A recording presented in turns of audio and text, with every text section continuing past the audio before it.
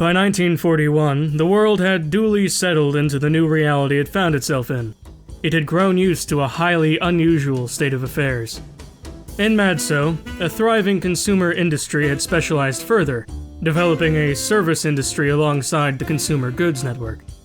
Things like cars became widely available, and as wages went up alongside innovation, major cities saw new neighborhoods begin to sprawl out and away from them, creating suburbs in previously rural or even uninhabited areas.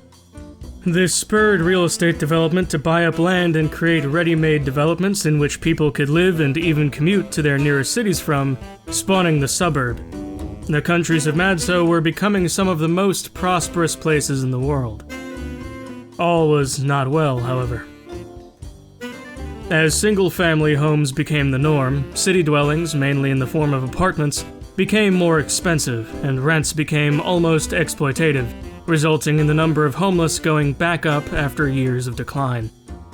In response, major cities would occasionally implement rent controls, but if they weren't overturned at the government level, then they would inadvertently spawn ghettos where the city's worst off would almost immediately fill. The city's seediest legal and illegal businesses would coalesce around these low-rent areas, and as a result make for incredibly dangerous zones generally off-limits to people who did not live there. This, in turn, drove the demand for suburban housing from a luxury desire to a necessity. One major example, known as the Flight of 1940, took place in the city of Glasgow. One particular night, a group of 5 men were arrested for public intoxication in one of the city's destitute areas, but as the policemen dragged them through the neighborhood to where they were parked, rocks and glass bottles came flying out of the windows at them, striking several officers, which led to the police opening fire at the offending windows. 4 people died as a result, and the street was soon filled with rioters who killed all but one of the officers. This led to a small-scale riot, necessitating a detachment of Madso brigadesmen to quell the violence. By sunrise, 30 people died. This prompted roughly 500,000 people to flee the historic city for the suburbs of the capital, Cumbria. There was also some unrest regarding the various foreign wars going on at the time, but generally people recognized their necessity. Meanwhile, in Quad C, with the revolution becoming less novel, institutions became formalized, and people began to settle into their way of life. Local housing committees were set up by the regional party offices, which capped multi-family dwellings to 6 people. The alliance was able to successfully overhaul agriculture and become a net food exporter, and the Central Communist Party began to organize interstate building projects to create over 1 million housing units, with courtyards that contained everything necessary for regular communist life, like ration offices, schools, cultural centers, and equitable resource distribution centers. However, at the margins of this great facade, cracks were beginning to show.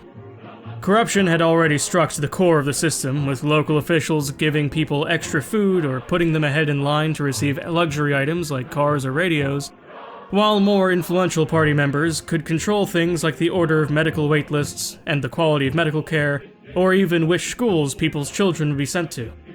The most coveted favor, however, was to be assigned to the career of your choice by a regional administrator. Though, given people did not often have an abundance of wealth unless they themselves were corrupt officials, bribes were often in the form of foreign goods smuggled into the bloc, like Italian wine, or other times in the form of sexual favors, or the execution of criminal acts like murder, theft, and arson. This decay, however, was still at a level which could be managed by the Central Communist Party in 1941, and gave them a convenient excuse to remove any official without evidence. In truth, both of these societies were life support systems for gigantic military complexes. In the world beyond, development was slow but steady, save for Japan. Japan, under Shogun Akari Nozu, had benefited greatly from technological investment on behalf of the Council of Sovereignty, to the point that, by 1941, they had the most advanced defense forces in the world, fostering a booming domestic industry and outpacing many members of other alliances like China in Madso or France in Quad C. Some examples of their military advances include things such as jet engines, radar, amphibious planes and tanks, and even digital photography, mainly for use in spy planes. This could not be said for the rest of the Council of Sovereignty, which was conflicted with itself over the idea of sovereignty. States like Hyperborea and Laurentia had no interest in participating in a three-way Cold War and sought to secede, but were told they were not free to leave. This caused riots in places like Brazil, while Akandu and India struggled both financially to support their member states, much to their own loss, and direct their development in ways which could help the alliance. Things were, put simply, in chaos for the Council by 1941. Meanwhile, the rapid advancement of Japan was something which deeply concerned many countries, not least of which was the Grand Republic of China and their president, Zhao Lishan. President Lishan was a man who rose to his office by an ideology of Chinese ethno-nationalism. His claims the Chinese were superior by blood to other ethnic groups came at the expense of their neighbors like Brunei, India, Bukhara, and Japan. President Lishan brought his concerns to the Madzo Intercessor Office, claiming that Japan was threatening the geopolitical balance of East Asia and was primed to be a wild card which could interfere with Madzo affairs. Additionally, he claimed that Madzo had the numerical advantage over Japan, which, as a council member, would not recover any help from the internationally conflicted alliance.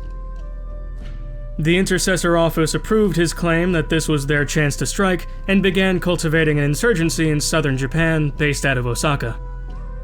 However, Lycan agents embedded in the Brunei Union caught wind of these plans, and began to cultivate their own insurgency in northern Japan, based out of Hakodate in Hokkaido. These insurgencies managed to fester for an entire year before the shogunate managed to detect them in December of 1942, launching dual raids against them. The two insurgencies were forced to mobilize early, founding the Japanese Union of Socialist Territories, or JUST, in the north, and the Maritime Republic of Japan in the south, with the shogunate controlling most of Honshu. When the shogunate reached out to its various allies for help, the council deemed the situation too dangerous and itself too disunited to respond, and so left Japan to its own devices. Thus began the Japanese Civil War.